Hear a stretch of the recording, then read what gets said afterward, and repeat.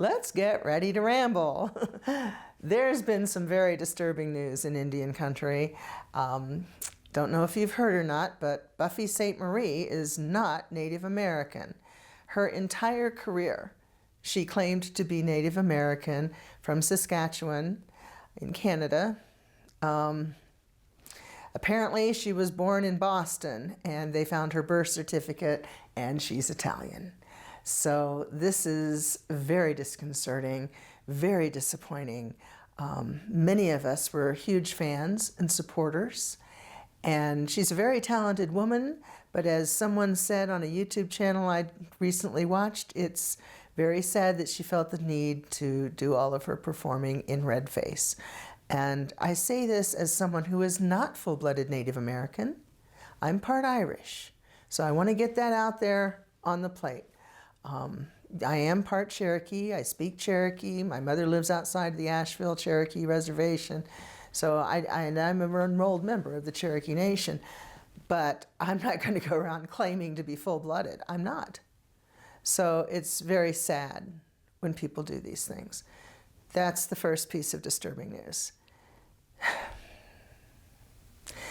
Personally, I think the second one is worse because people were hurt and people died. Don't know if you're familiar with Nathan Chasing Horse. He played Smiles a lot in Dances with Wolves, a very important movie to our people, and this was a great role. Unfortunately, he took his fame and used it in a very negative way. He claimed to be a medicine man. Now, on my other YouTube channel, before it was hacked and I lost it, I had a video about people bragging about being medicine men and medicine women. True medicine people never tell others that they are a medicine man or a medicine woman. They let other people say that. To brag about this, to say that you have such wisdom or power, takes away from it. So the first red flag is when someone says, I'm a medicine man or I'm a medicine woman. That's a big red flag to say, no, you're not. Well, anyway, he was running around saying that. So a lot of people took him at his word and hired him for healings. Now, here's another red flag. True traditional Native medicine men and women do not charge for healings, not a specific amount. They'll say, give what you can, give what you feel is right, give what it's worth to you, give what you are able, something like that. He put a price tag on it, and a very high price tag at that. So there was a young man, a powwow dancer, and Nathan did a lot of powwow dancing, and he met him at a powwow, and this was a young teenager, and he was suffering from childhood leukemia. And his parents had him in the traditional healthcare system, and he was not getting better. Well, this boy asked his father if he could have a traditional healing. So his father enlisted Nathan's services.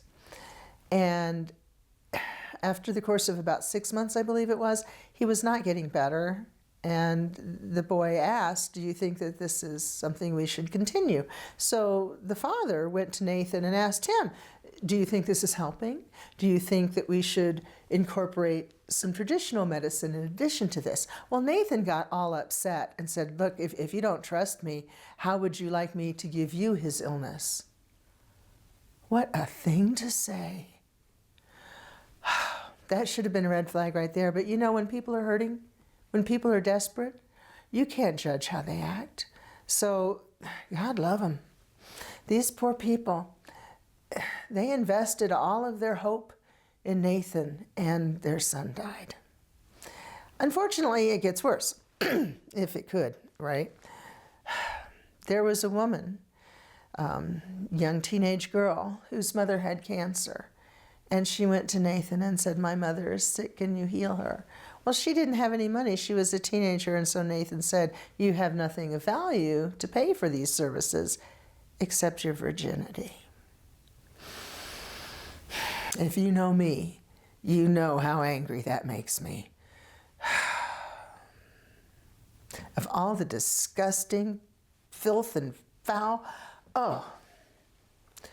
Well, he took advantage of her, and she was not the first. As a matter of fact, there was another young woman in a similar situation that ended up, from what the video I watched said, ended her own life because of the trauma that this fake medicine man, Nathan Chasing Horse, put her through. Now, Nathan lives in Las Vegas, and he is currently facing charges. So I have to use the word allegedly with all of these crimes. And I'm basically just repeating what I have seen on other videos. So take that with a grain of salt, if you will. These are crimes that have not been proven in a court of law. But the video that I saw spoke to the victims, spoke to the father of this young boy, spoke to the woman whose mother eventually succumbed to cancer, who had been taken advantage of by him. This is such a sad tale, people. I tell you, it just turns my stomach to hear this stuff. And it happens everywhere. How many priests and pastors and youth leaders in the Christian movement have we heard about that have taken advantage of children? As a matter of fact, let's look at the boarding schools where Native American children were ripped from their parents' arms and forced to go to boarding schools, where many of them died and are buried in unmarked graves. So it seems the sexual abuse of people, and particularly the youth, by those who claim to be speaking for the Creator or the Great Spirit or God or Jesus or whatever you want to call this power, abound. There's corruption everywhere, regardless of the DNA involved. So it's a sad state of affairs, it seems to me, when people think they have a little bit of power, or perhaps they do have a little bit of power, it goes to their heads, and they end up using it in nefarious ways, and people get hurt. So I think that's why, wisely so, one of the cardinal rules is you don't ever claim to be a medicine person. You don't ever claim to have power, because as soon as you do, your power is diminished.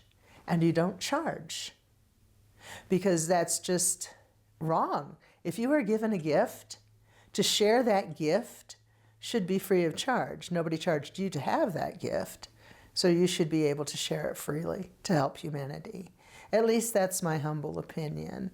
And if you're going to charge because you've been trained and you had to go to school and you had to pay for it or whatever, it should be an arbitrary charge. There are people that are destitute that can't afford it. Does that mean that their life isn't worth as much as someone who's rich? I would argue that is not the case, because there are often times that rich people are selfish and basically hoarders. You know, they're hoarding green pieces of paper or gold, you know.